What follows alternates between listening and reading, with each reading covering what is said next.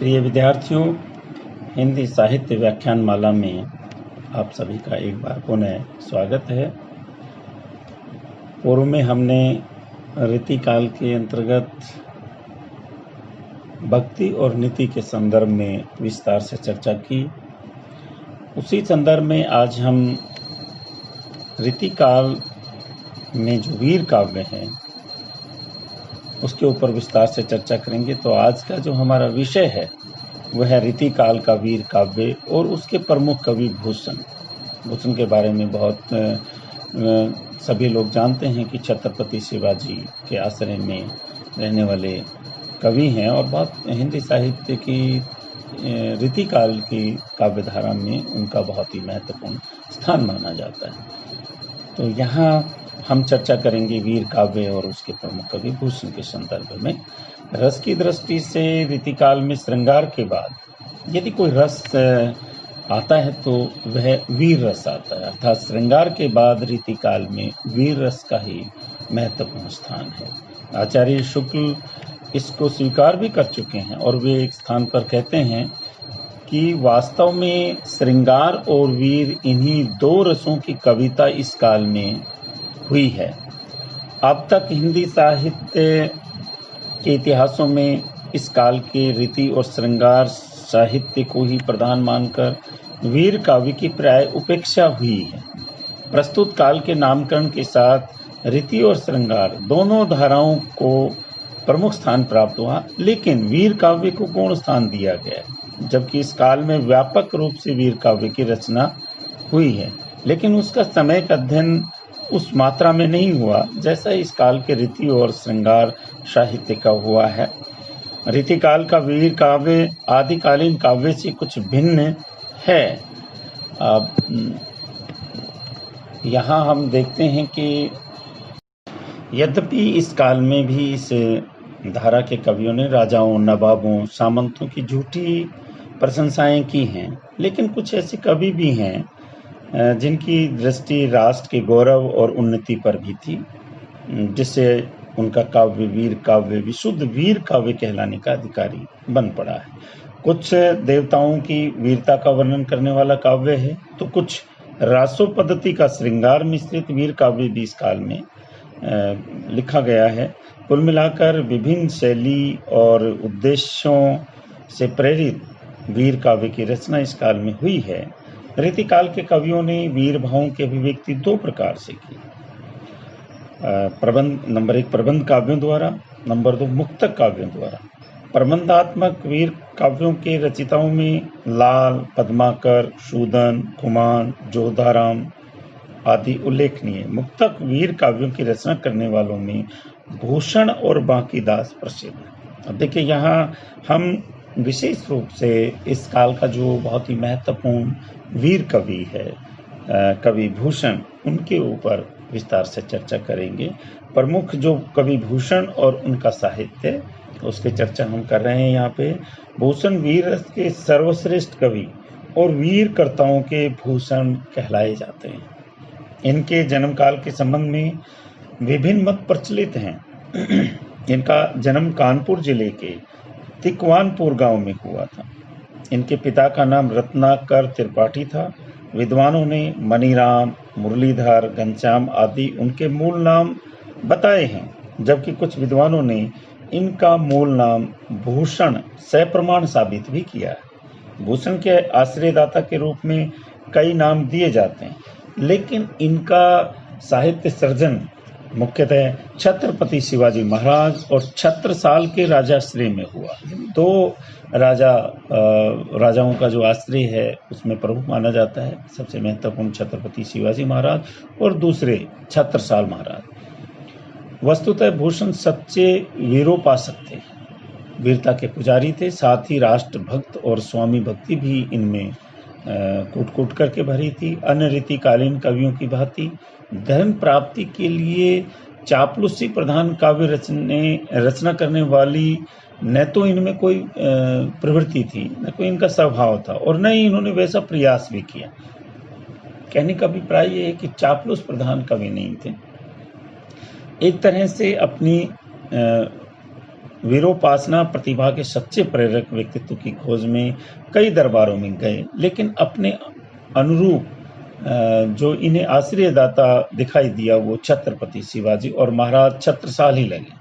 ये उस समय का ऐतिहासिक सत्य है कि उस घोर अंधकार के युग में राष्ट्रीयता, स्वाभिमान और आज़ादी की ज्योति, ये दो व्यक्तित्व ही निभा रहे थे या प्रज्वलित कर रहे थे। उनमें से भी छत्रपति शिवाजी का व्यक्तित्व अधिक प्रकाशमान है। इसीलिए भूषण के वीरोपासक प्रतिभा के आलंबन वे ही रहे। किस प्रकार से एक स्थान पर वे कहते हैं, और राव राजा एक मन में न ल्याऊं अब, शिवा को सराहूं कि सराहूं छत्रसाल का। देखिए, स्पष्ट रूप से भूषण कवि शिवाजी और छत्रसाल की प्रशंसा करते हैं और दूसरे राजाओं को अपने मन में एक पल के लिए भी नहीं लाना चाहता। भूषण द्वारा रचे गए ग्रंथों की जो संख्या है वो 6 बताई जाती है, जिनमें सबसे देखिए नंबर 1 शिवराज भूषण, भूषण हजारा, भूषण उल्लाल, दूषण उल्लाल, शिवा बावनी, छत्रसाल दशक।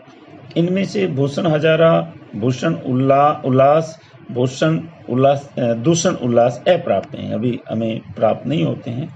शिवराज भूषण अलंकार ग्रंथों के रूप में लिखा गया है तथा रीति ग्रंथकारों में अपना एक विशेष स्थान रखते हैं। शिवा बावनी और छत्रसाल दशक के रचयिता के रूप में उन्होंने मुक्तक वीर काव्यों में भी प्रसिद्धि प्राप्त की है। इन दोनों कृतियों में रीति रहित वीर रसात्मक काव्य का सच्चा विकास या हमें उत्कर्ष दिखाई देता है। निसंदेह शिवा बावनी राष्ट्रीय भावों के उद्गार की एक प्रस्तुति या उसके गौरव से मंडित दिखाई देती है। शिवाजी के पराक्रम और उनकी सेना का वर्णन करते हुए भूषण एक स्थान पर लिखते हैं, भूषण भनत तेरी हिम्मत कहाँ लो कहो, भूषण भनत तेरी हिम्मत कहाँ लो कहो, कीमती यहाँ लगी है जाकी भट जोट में, ताव दे दे मुच्छण कंगूरन पे पाव दे दे, अरिमुख घाव दे दे कूद परे कोट। यहाँ शिवाजी की और शिवाजी के सैनिकों की जो वीरता है उसके बारे में बड़ा सुंदर चित्रण किया है। भूषण की वीर भावना कृत्रिम नहीं है और न ही अन्य कवियों की भांति उनकी प्रस्तुतियां झूठी हैं, अर्थात वो झूठी प्रशंसा करते हैं। जैसा कि आचार्य शुक्ल ने एक स्थान पर लिखा है, भूषण ने जिन 2 नायकों की कृति को अपने वीर काव्य का विषय बनाया था, वे अन्याय दमन में तत्पर हिंदू धर्म के संरक्षक 2 इतिहास प्रसिद्ध वीर थे। उनके प्रति भक्ति और सम्मान की प्रतिष्ठा हिंदू जनता के हृदय में उस समय भी थी और आगे भी बरकरार बनी रही या बढ़ती गई। और आज भी हम देखते हैं कि शिवाजी का नाम बड़े सम्मान के साथ राष्ट्र प्रेमी के रूप में लिया जाता है। इसी से भूषण के वीर रस के उद्गार सारी जनता के हृदय की संपत्ति बन गए। भूषण की कविता कवि की कीर्ति संबंधी एक अविचल सत्य का दृष्टांत हमें दिखाई देता है। जिसकी रचना को जनता का हृदय स्वीकार करेगा, उस कवि की कीर्ति तब तक बराबर बनी रहेगी जब तक स्वीकृति बनी रहेगी। आज भी हमें कवि की उस वीरोचित जो स्वीकृति है वो दिखाई देती है या बनी हुई दिखाई देती है। भूषण का वीर साहित्य, इतिहास और काव्य का एक अपूर्व संगम है। छत्रपति शिवाजी महाराज की पराक्रम गाथा में ऐतिहासिक सत्य को बरकरार रखा गया है। यद्यपि कहीं कहीं अतिशयोक्तिपूर्ण शब्दों का प्रयोग हुआ है, लेकिन वह शैली के उपादान है। उसमें शैली के चाटुकारिता का भाव नहीं है, राष्ट्रीयता का या ओज का या स्वधर्म स्वदेश के उद्धारक के रूप में हमें दिखाई देता है। स्वधर्म स्वदेश का ये भक्ति भाव जितना स्पष्ट है, उतना ही देश के दुश्मन के प्रति क्रोध भी उग्र है। उग्र क्रोध की अभिव्यक्ति में भी भूषण ने ऐतिहासिक सत्य का प्रयास किया है, ऐतिहासिक सत्य को सामने रखने का प्रयास किया है। भूषण की वीर भावना उनके स्वाभिमानी और सजग राष्ट्रीयता की उपज है। उनका उद्देश्य एक और वीरों के प्रति श्रद्धा भाव अभिव्यक्त करना है, तो दूसरी ओर तत्कालीन अचेत समाज में वीर श्री का संचार करना भी है। यानी वो जनता में वीरता भी जगाना चाहते हैं। इसीलिए इनके अभिव्यक्ति में ओजस्विता अनिवार्य थी, यानी ओज का जो भाव है वो मुख्यतः इनकी कविता का स्वर है।